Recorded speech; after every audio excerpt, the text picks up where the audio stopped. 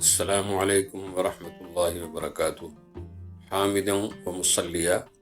اما بعد۔ منافقین ہی کا ذکر چلا آ رہا ہے، اور اگلی دو آیتوں میں منافقین کو ایک مثال سے سمجھایا جا رہا ہے کہ ان کی مثال کس طرح کی ہے منافقین کی۔ اعوذ باللہ من الشیطان الرجیم، بسم اللہ الرحمن الرحیم۔ مثلهم كمثل الذي استوقد نارا فلما أضاءت ما حوله ذهب الله بنورهم وتركهم في ظلمات لا يبصرون صم بكم عمي فهم لا يرجعون۔ یہ ایک آیت ہے، اس میں منافقین کے لیے سمجھایا جا رہا ہے کہ ان کی مثال کیسی ہے۔ اس کے بعد پھر اگلی آیت بھی اسی طرح سے ایک مثال دے کے سمجھایا جا رہا ہے۔ تو ان کی مثال بتائی جا رہی ہے کہ ان لوگوں کے پاس حق آنے کے باوجود اور اسلام کے واضح ہونے کے باوجود انہوں نے زبانی جمع خرچ کرنا شروع کیا، یعنی اسلام کو صحیح معنی میں قبول کرنے سے آناکانی کی کہ نہیں، ہم اس طرح سے کریں گے، آپ اس طرح سے ہماری بات کو مانو۔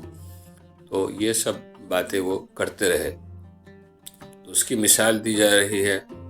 کہ جیسے ایک شخص نے اندھیرے میں کچھ آگ جلائی اور اس آگ کے نتیجے میں ارد گرد کا ماحول جو ہے وہ منور ہو گیا، روشن ہو گیا، اور پھر اللہ تعالیٰ نے اچانک سے اس آگ کو بجھا دیا۔ تو لوگ جو آگ دیکھ کر کے، روشنی دیکھ کر کے وہ اندھیرے سے نکل آئے تھے، پھر اچانک وہ اندھیروں میں کھڑے رہ گئے جب اللہ تعالیٰ نے اس آگ کو بجھا دیا۔ تو یہاں پر مثال اس طرح دی جا رہی ہے کہ مدینہ منورہ میں نبی کریم صلی اللہ علیہ وسلم نے اسلام کی دعوت دی، یعنی کہ آگ جلائی، اور اس اسلام کی دعوت میں اسلام پھیلانے کے نتیجے میں چاروں طرف کا ماحول جو ہے وہ منور ہو گیا، یعنی اسلام کی دعوت پھیل گئی۔ اب بہت سو نے اس اسلام کی دعوت سے اور اس روشنی سے استفادہ حاصل کیا، مستفید ہوئے، اور زیادہ تر جو ہیں وہ اس سے مستفید نہیں ہوئے، اور وہ روشنی جو ہے اس طریقے سے ان کو اندھیروں سے تشبیہ دی گئی ہے کہ وہ ان کے لیے پھر اندھیرا ثابت ہو گئی۔ اور یہ اس لیے ہوا کہ ان کی ہٹ دھرمی اور حسد جو تھا ان کا، وہ اس وجہ سے اس روشنی سے فائدہ نہیں اٹھا سکے، حالانکہ ان کو چاہیے تھا کہ وہ نبی کریم صلی اللہ علیہ وسلم کی لائی ہوئی تعلیمات پر عمل کرتے اور اس روشنی سے فائدہ اٹھاتے۔ تو اس کے بعد فرمایا گیا صم بکم عمی فہم لا یرجعون، وہ گونگے ہیں، بہرے ہیں اور اندھے ہیں۔ گونگے اس معنی کر کے کہ حق کی دعوت یا حق بات کہنے سے وہ کتراتے تھے، اور بکمن بہرے ہیں، یعنی کہ حق بات نہیں سننا چاہتے۔ کوئی اگر ان کو حق کا پیغام، دعوت دین ان کو دیتا تو وہ اپنے کانوں میں انگلی کر لیتے تھے کہ ہمیں یہ حق کی بات سننی ہی نہیں ہے۔ اور بہرے اندھے اس لیے ہیں کہ ان کے آنکھوں پر، جیسے کہ پہلے آیت میں آیا تھا کہ ختم اللہ علی قلوبہم وعلی سمعہم وعلی ابصارہم غشاوہ، ان کی آنکھوں پر پردہ ہے، یعنی کہ وہ اس بات کو بھی سمجھتے ہیں کہ یہ دعوت حق ہے، مگر اپنی ہٹ دھرمی کی وجہ سے اس چیز کو، اس دعوت کو وہ قبول نہیں کرتے ہیں۔ تو گویا کہ وہ اندھے ہیں، یعنی کہ حق بات کو دیکھنا بھی نہیں چاہتے ہیں۔ تو اسی لیے اللہ تعالیٰ نے ان کے تعلق سے یہ فرمایا کہ صم بکم عمی فہم لا یرجعون، وہ اب پلٹنے والے نہیں ہیں، یعنی کہ اتنی ہٹ دھرمی ان کے اندر آ گئی ہے کہ وہ اب اسلام کی دعوت کو قبول کرنے والے نہیں ہیں۔ اس کے بعد اگلی آیت او کصیب من السماء فی ظلمات ورعد وبرق يجعلون أصابعهم في آذانهم من الصواعق حذر الموت والله محيط بالكافرين يكاد البرق يخطف أبصارهم كلما أضاء لهم مشوا فيه وإذا أظلم عليهم قاموا ولو شاء الله لذهب بسمعهم وأبصارهم إن الله على كل شيء قدير۔ تو یہاں سے بھی اس آیت میں بھی منافقین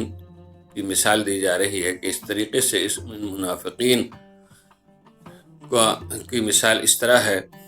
کہ ان گروہ کی مثال ایسی ہے جو زبان سے تو اسلام لے آیا مگر دل سے اس کو قبول نہیں کر رہا ہے،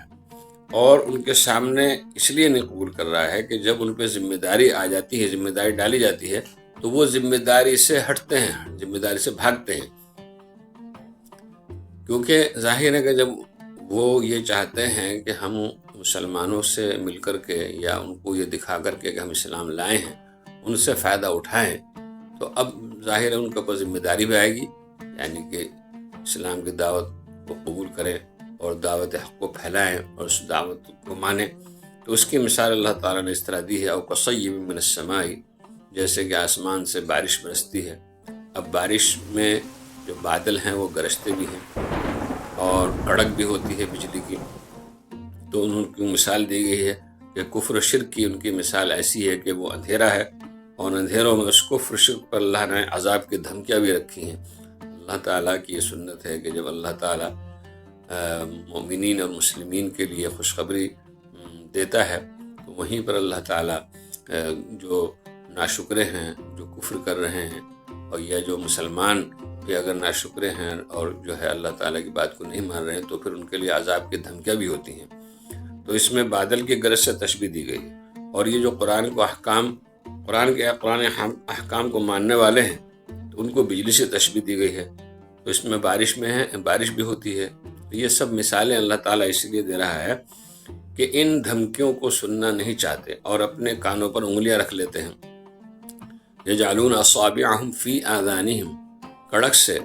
یعنی کہ جب کوئی حق بات ان تک پہنچنے والی ہوتی ہے یا پہنچاتا ہے کوئی، تو پھر اپنے کانوں میں انگلیاں رکھ لیتے ہیں کہ آواز نہ آئے۔ پھر اللہ نے فرمایا واللہ محیط بالکافرین، کہ اللہ تعالیٰ ان کو گھیرے ہوئے ہے، ان کا احاطہ کیے ہوئے ہے، یعنی اللہ تعالیٰ ان کو ضرور کوئی نہ کوئی وقت میں آگے چل کر کے عذاب دے گا۔ لیکن جب ان کے جذبات اور ان کا اپنا مفاد ان کے سامنے آتے ہیں تو پھر وہ اسلام قبول کرنے کے لیے تیار ہو جاتے ہیں اور دعوت حق کو قبول کرنے کو تیار ہوتے ہیں۔ تو اسی طریقے سے کہ وہ اپنے سرداروں کی نظر میں کہیں گر نہ جائیں، تو اس لیے وہ پھر اپنے سرداروں سے ان کو کوئی فائدہ پہنچتا تھا تو وہ فائدہ اگر ہم سے کہیں چھین لیا گیا، اور اس لیے اپنے سرداروں میں جا کر کے وہ کہتے تھے کہ ہم تو مذاق کر رہے تھے، ہمارا اصل مقصد جو تھا وہ یہی تھا کہ ہم ان کو دھوکہ دیں اور ان کے خلاف سازشیں کریں۔ تو یہ اللہ تعالیٰ نے فرمایا کہ وَلَوْ شَاءَ اللَّهُ لَذَهَبَ بِسَمْعِهِمْ وَأَبْصَارِهِمْ، اگر اللہ چاہے تو ان کی آنکھوں کو اور ان کے کانوں کو سلب کر دیں، یعنی کہ چھین لے، مگر اللہ تعالیٰ جو ہے ایک موقع دیتے ہیں کہ اچھا ہے یہ سدھر جائیں، اور فوری طور پر ان کو عذاب اور سزا نہیں دیتے ہیں۔ تو یہی حال ہم منطبق کریں اور اس کو لاگو کر سکتے ہیں مسلمانوں کے احوال پر۔ مسلمانوں کی جو حالت ہے، جھوٹ، دھوکہ اور جو ہے لوگوں کو دھوکہ دینا اور ان کا حق مارنا، یہ سب ہم اس میں شامل کریں اگر، تو پھر اللہ تعالیٰ کا عذاب دور نہیں ہے۔ اس لیے ہم مسلمانوں کو بھی چاہیے کہ ہم اللہ تعالیٰ کے عذاب سے اور اللہ تعالیٰ نے جو ہمارے لیے جو سہولتیں دے رکھی ہیں اس کا ہم شکر ادا کریں اور بری باتوں سے بچیں اور اچھی باتوں پر عمل کریں۔ ان اللہ علی کل شیء قدیر، بے شک اللہ تعالیٰ ہر چیز پر قادر ہے، یعنی اللہ تعالیٰ چاہے جب ان کو اپنی گرفت میں لے سکتا ہے، چاہے وہ منافقین ہوں، چاہے مسلمان ہوں، چاہے وہ اسلام کو قبول کرنے والے ہوں، اللہ تعالیٰ کو ہر چیز پر قدرت ہے۔ اللہ تعالیٰ ہم سب کو اس پر عمل کرنے کی اور سب سے پہلے مجھے عمل کرنے کی توفیق عطا فرمائے۔ السلام علیکم ورحمۃ اللہ وبرکاتہ۔